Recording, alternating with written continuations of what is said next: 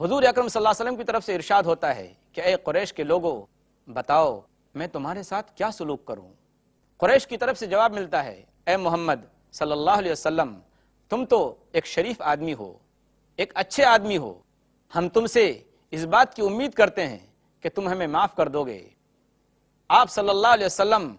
تمام خطاؤں کو اور ان کی تمام غلطیوں کو اور جو کچھ انہوں نے اذیتیں اور تکلیفیں پہنچائی ہیں ان ساری چیزوں کو بھول جاتے ہیں، اور کیا کہتے ہیں کہ لا تثریب علیکم اليوم اذهبوا فانتم الطلقاء، کہ جاؤ آج کے دن تم پر کوئی سرزنش نہیں، تمہاری کوئی گرفت اور پکڑ نہیں، جاؤ تم سب کے سب آزاد ہو۔ صحیح فرمایا کسی شاعر نے کہ وہ قوم ہی قائد ہے اور فاتح ہے جہاں میں، جس قوم کے اخلاق کی چلتی رہے تلوار، اس قوم کی دنیا میں نہیں کچھ بھی حقیقت، جس قوم کے کردار کا گھٹ جاتا ہے معیار۔ ناظرین کرام، حضور اکرم صلی اللہ علیہ وسلم نے جو بات کہی اس پر عمل کر کے دکھایا۔ اپنی جان کے دشمنوں کو آپ صلی اللہ علیہ وسلم نے معاف کرنے کے لیے کہا، لیکن پہلے خود معاف کیا۔ صبر کا ایک معنی مشکلات سے ہمت نہ ہارنا ہے، یعنی راہ حق میں جو بھی مشکلات آئیں، جو بھی پریشانیاں آئیں، ان سے آدمی بد دل نہ ہو، بلکہ ہمت جٹا کر ثابت قدمی کے ساتھ ان مشکلات کا، ان خطرات کا مقابلہ کرے۔ کیونکہ جتنے بھی دنیا میں بڑے بڑے لوگ ہوئے ہیں جنہوں نے بڑے بڑے کام کیے ہیں، ان سب کے راستے میں روڑے اٹکائے گئے، لیکن انہوں نے ثابت قدمی کے ساتھ ان حالات کا مقابلہ کیا اور پھر کامیاب ہوئے۔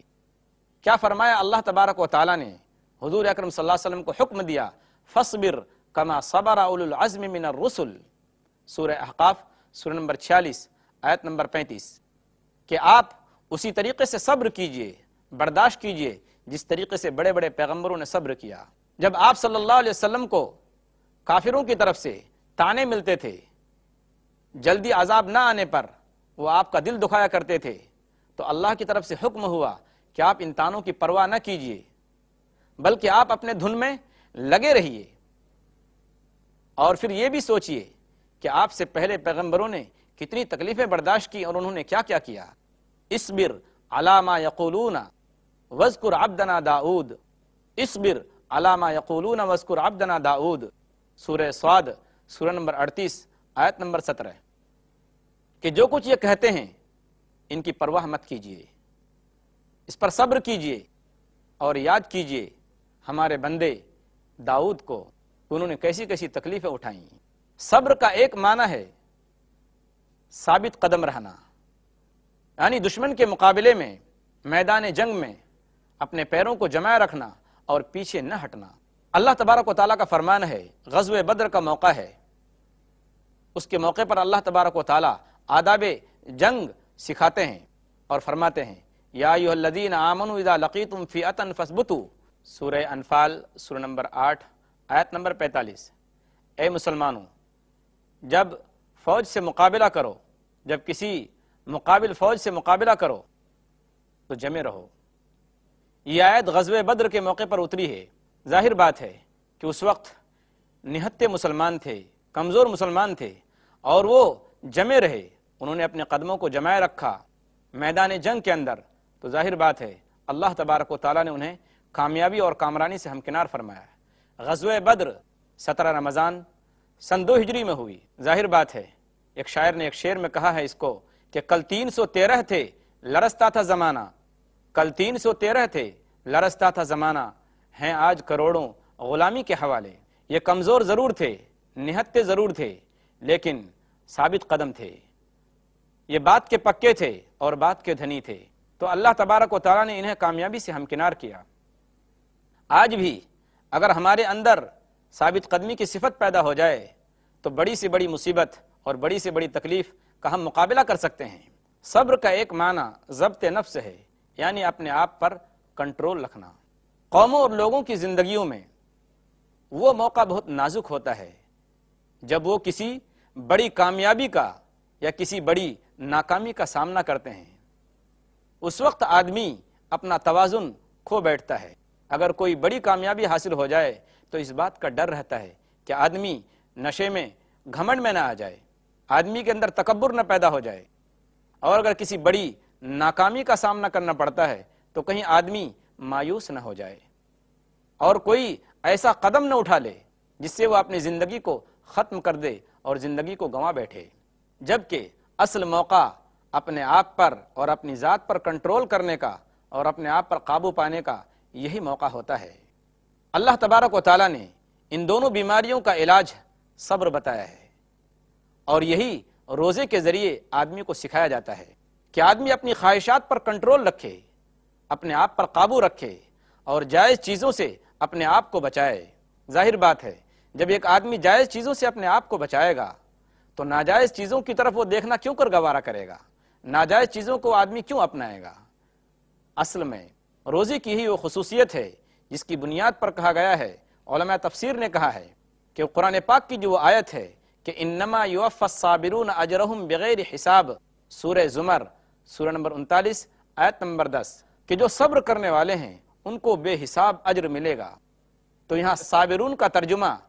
بعض علماء تفسیر نے صائمون کہا ہے، یعنی روزہ رکھنے والوں کو بے حساب کتاب اجر و ثواب ملے گا۔ تو روزہ ضبط نفس کی اور اپنے اندر کنٹرول رکھنے کی اور اپنے آپ پر قابو پانے کی بہترین مثال ہے۔ ناظرین کرام، جب ہم نے یہ سب باتیں، یہ سب چیزیں صبر کی سن لی تو ایک صبر کا وہ معنی بھی سنیے کہ آدمی ہنگامی حالات اور وقتی طور پر کسی بات میں جمے رہے تو ظاہر بات ہے یہ تو صبر ہے، لیکن اس کے علاوہ زندگی بھر کسی کام کو انجام دینا مستقل مزاجی کے ساتھ، یہ بھی صبر کے اندر داخل ہے۔ جیسے مذہبی فرائض ہیں، نماز ہے، روزہ ہے اور دوسری چیزیں ہیں، تو جو آدمی ان تمام فرائض کو ثابت قدمی کے ساتھ، مستقل مزاجی کے ساتھ انجام دیتا ہے تو یہ بھی ایک طرح کا صبر ہے۔ اللہ تبارک و تعالیٰ نے فرمایا، آپ صلی اللہ علیہ وسلم کو حکم دیا، وَأْمُرْ أَهْلَكَ بِالصَّلَاةِ وَاصْطَبِرْ عَلَيْهَا، آپ اپنے گھر والوں کو نماز کا حکم دیجئے اور اس پر خود بھی پابندی کیجئے، اس پر جمے رہیے۔ سورہ طٰہٰ سورہ نمبر 20 آیت نمبر 132۔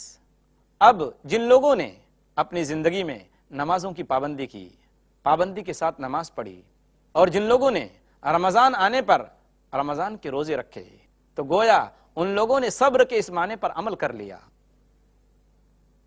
ان لوگوں نے اپنی عمل سے یہ ثابت کر کے دکھایا کہ وہ بھی صابرین میں سے ہیں، وہ بھی صبر کرنے والے لوگوں میں سے ہیں۔ ناظرین محترم، ان تمام خوبیوں کو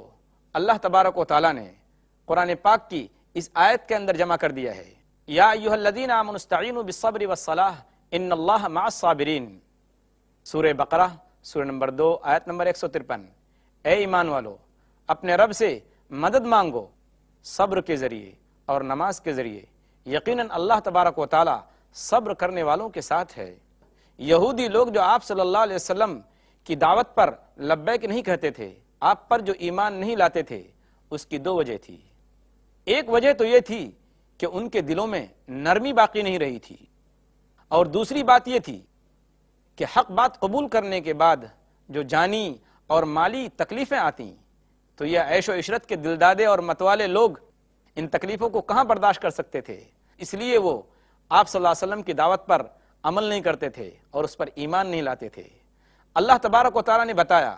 کہ دیکھو، نماز کے ذریعے، یعنی نماز یعنی دعا کے ذریعے، صلاح کا ترجمہ دعا بھی ہے، صلاح یعنی نماز اور دعا کے ذریعے بندے کے دل میں نرمی پیدا ہوگی، اور صبر کے ذریعے حق کی راہ میں جو تکلیفیں آنے والی ہیں، جو پریشانیاں آنے والی ہیں، ان کو برداشت کرنا آسان ہو جائے گا۔ یہی وہ صبر کی خوبی ہے کہ آدمی اگر اس خوبی کو اپنا لے تو اس کے لیے تمام عبادات کرنا آسان ہو جائے گا، پھر وہ عبادت کی تکلیف بھی برداشت کرے گا، پھر وہ روزے کی بھی تکلیف برداشت کرے گا، پھر وہ دوسرے تمام اعمال پر آنے والی مصیبتوں پر وہ جمع رہے گا۔ ناظرین کرام، واقعہ یاد کیجئے کہ حضور اکرم صلی اللہ علیہ وسلم کے وصال کا وقت ہے اور سارے لوگ پریشانی کے عالم میں مبتلا ہیں۔ اس وقت حضرت ابوبکر صدیق رضی اللہ تعالی عنہ، صحابی رسول اور خلیفہ اول، مسلمانوں کے خلیفہ اول، وہ بالکل پہاڑ کے جیسے مانند ثابت قدمی کے ساتھ لوگوں کے سامنے کھڑے ہو کر کہتے ہیں کہ دیکھو، جو شخص محمد صلی اللہ علیہ وسلم کی عبادت کرتا تھا تو محمد صلی اللہ علیہ وسلم کا وصال ہو گیا، اور جو اللہ کی عبادت کرتا تھا تو اللہ زندہ ہے، اس کو کبھی موت نہیں آئے گی۔ اور پھر اس وقت بہت ساری مصیبتیں حضرت ابوبکر صدیق رضی اللہ تعالیٰ عنہ کے اس عمل سے ٹل گئیں۔ ہم دعا کرتے ہیں اللہ تبارک و تعالیٰ سے کہ اللہ تبارک و تعالی ہم کو صابر بنائے، آمین۔ وآخر دعوانا ان الحمد للہ رب العالمین، والسلام علیکم ورحمۃ اللہ وبرکاتہ۔